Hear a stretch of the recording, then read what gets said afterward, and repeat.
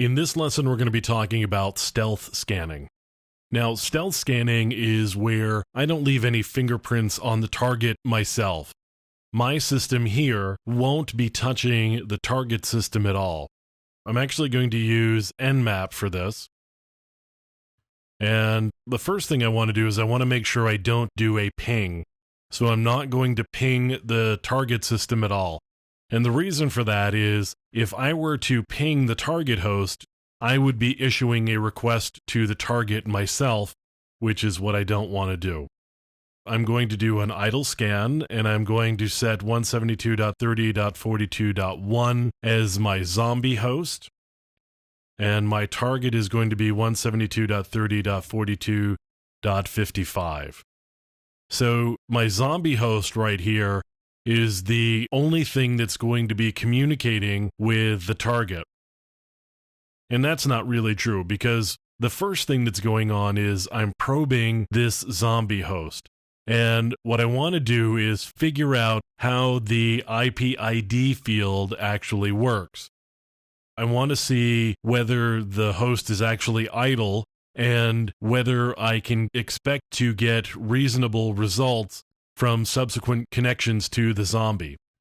Then what I do is I send spoofed messages to my target pretending to be the zombie host. So what happens is the target replies to the zombie host.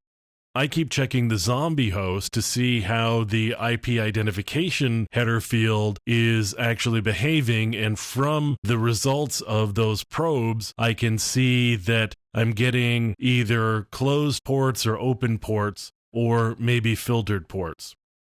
What I can do here is I can show you, if I were to open a new window here.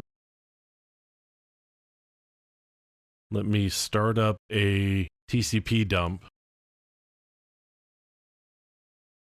And then I'm going to do my scan again. Now, if I move this window out of the way and I come over here, you can see that the requests are actually going from the .1 address, originating from me, but from the .1 address to the .55 address. And I happen to know that these names actually resolve to those IP addresses. So that's what's actually happening here. We're sending requests that look as though they're coming from the .1 address, and we're sending them to the bill.westell.com, which is actually the .55 address. Now, what you don't see here is the responses from the bill address. You do, however, see my system checking the .1 address to see what we're actually getting for an IP ID field.